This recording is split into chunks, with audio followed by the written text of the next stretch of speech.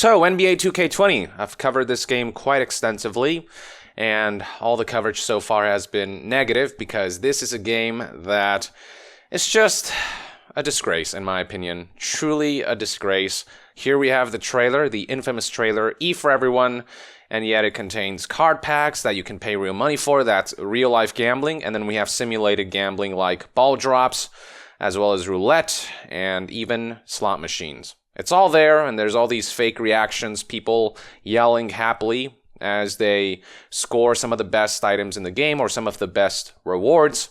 The trailer is basically trying to say, hey, if you gamble in this game, this is you. You're going to be a happy person. So all of that has resulted in NBA 2K20 getting some rather negative user reviews. So on Metacritic right now, 0.7. That's the score right now from 462 reviews, and this is only on the PlayStation 4 version. And to give you an idea for how bad that really is, if we go to this list of worst rated games of all time from a user perspective, here we have NBA 2K20 almost at the bottom. The only other games that beat it out are these like random unknowns like Wallace and Gromit and Pool Party and Ghostbusters and all these games that don't have as many user ratings. This game even beat out Star Wars Battlefront 2, which has 1.1 user score versus NBA 2K's 0.7. So it's real bad. And then Steam, overwhelmingly negative reviews. Only 15% of people gave it a positive review. And Game Rant, this article right here, noted that it is currently the second worst rated Steam game of all time, NBA 2K20. Apparently, it's just beat out by one other title called Flat Out 3. But yeah, it didn't take long for NBA 2K20 to make history on Steam for all the worst reasons. And then, of course, there's the fact that the hashtag #FixTwo-K20 began to trend because not only is this game infested with gambling, but also with bugs and glitches that resulted in a lot of visual weirdness and gameplay weirdness, progression not working for some reason, servers crashing, the game itself crashing. So all around, this is, I think, as far as AAA games go, one of the worst offenders. Which brings us to the main topic for today. So this right here, sent by Twitter user David Bodor. Now, there were plenty of you who sent me the same message, so this is definitely real. But here's a message from PEGI in regards to NBA 2K20. The game has now launched. Before they gave a response about the game's trailer, now they're giving a response about the game launching and people confirming that NBA 2K20 does in fact contain both simulated gambling and real gambling. So at the very least, it should be a teen rating, but appropriately, it should be an adult-only rated game. So on that front, PEGI had this to say. Dear sender, thank you for contacting us regarding the PEGI rating for NBA 2K20. We apologize for not replying immediately, but we felt it was important to wait for the actual release of the game to clarify how we perform the examination of a video game. We have received many questions and complaints following the trailer about the My Team section of NBA 2K20. The trailer focused on that specific part of the game and had a prominent role for chance-based mechanics, including some that can be found in casinos today. Our examination, however, is not based on marketing materials, but always on the actual game, which is provided to us prior to the release in order to review all the content that may impact the age rating. The game that is available to consumers today does not contain simulation or images of gambling, as it can be played in casinos. This is PEGI's stance. The game does not contain simulation or images of gambling as the ones you find in casinos. Really, because I think the rest of the world, just about everyone else, will hard disagree. Now, it is true that when it comes to the slot machines, the ball drop right here, and the roulette, these are not actually things you can spend money on, but rather rewards that occur after a match in certain modes. That is true, and PEGI actually spotlighted that here. They said there are some mechanics to randomly appoint opponents or rewards for winning a game without wagering money or making bets, but they do not resemble casino products. These differences mean there was no reason to change the rating of the game. But the imagery of roulette and slot machines, that by itself warrants at the very least a simulated gambling label. because it is ultimately exposing kids and anyone who plays this game to a machine that is specifically designed for gambling that you can find in real casinos. By saying that this is acceptable, you're basically normalizing slot machines, saying that this stuff is just good old fun, when in reality, when you see these slot machines in casinos and what have you, they can have adverse effects if you aren't fully aware of what you're really getting into. And as far as card packs go, there is no mention of them anywhere in this statement. They don't talk about the fact that card packs are basically slot machines where you do invest real money into in order to get rewards at a random chance. The statement concluded with this: "We take note of the discomfort and concern that people are expressing with mechanics or aesthetics in games that bear resemblances to gambling. As a rating organization, we continuously review how and whether new development should be reflected in our classification criteria, but it is important to maintain an objective and fact-based classification system. We will properly assess how the rating system and the video games industry in general should address these concerns. Kind regards, PEGI Consumer Affairs." Objective and fact-based, PEGI says. Fact: this is gambling.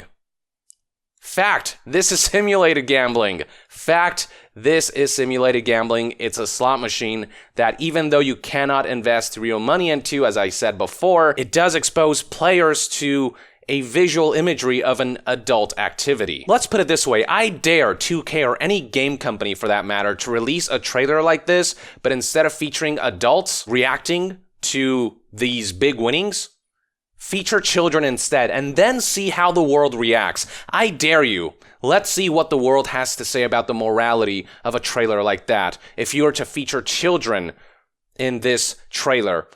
You know, it says right here, E for everyone, so it should be fine, right? Even 2K knows deep down that doing that would be suicide, which is why they featured adults playing this. Because if children were to be featured here, sort of reacting to big winnings for these gambling-like contraptions, what is pretty much simulated gambling, there would be some kind of riot, wouldn't there? Now, this right here isn't the first statement that PEGI has issued. This is the statement they put out before the game came out, when people complained about the trailer itself. They talked about, quote, "A video game gets the gambling content descriptor if it contains moving images that encourage and or teach the use of game of chance that are carried out as a traditional means of gambling. This refers to types of betting or gambling for money that is normally played or carried out in casinos, gambling halls, and racetracks." Essentially, because card packs, even though they pretty much work exactly like any other gambling game, like slot machines in particular, because something like this isn't found in a casino, because in a casino you're not opening card packs, they're saying it's not gambling. Even though it functions just like gambling, because it doesn't look like traditional gambling, it isn't gambling. That's their excuse. They care more about the visuals than the mechanics of this gambling system. Ridiculous. PEGI then reiterates that for a game to be labeled gambling, it must either teach you or encourage you to gamble. I'm not sure how this does not encourage gambling. We got a slot machine here and a guy reacting positively, cheering with pure bliss as he wins rewards. We are talking about a game that, if children are exposed to this, they would see slot machines as a positive reinforcement, and therefore they might see casinos as a positive thing to engage in, even though it is an adult activity where you can lose a lot financially. The whole point of this trailer is to encourage gambling, whether we're talking simulated right here, or whether we're talking about real gambling via card packs. That's the whole point of this trailer.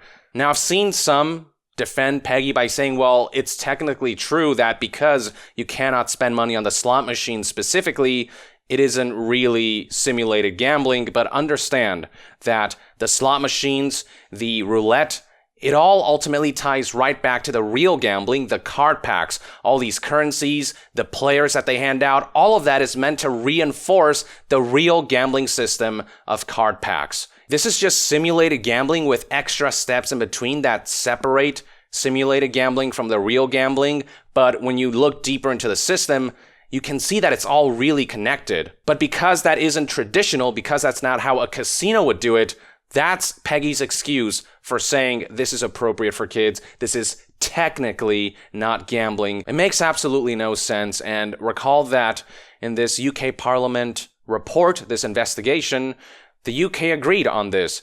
Right here, there's a statement from Dr. Mark Griffiths who argued that PEGI's position appears to be somewhat hardline, given that PEGI's descriptor of gambling content is used whenever any video game teaches or encourages gambling. Such a descriptor would arguably cover gambling-like games or activities, and the buying of loot boxes is gambling-like at the very least. Yeah, I mean, that statement right there isn't rocket science. You don't need to be a researcher to come to that conclusion. You just need to have common sense and not be morally compromised. And the games industry solution is, well, there's parental controls, but why does a game for kids require parental controls? That makes absolutely no sense. The fact that it requires parental controls goes to show that it's not a game for kids.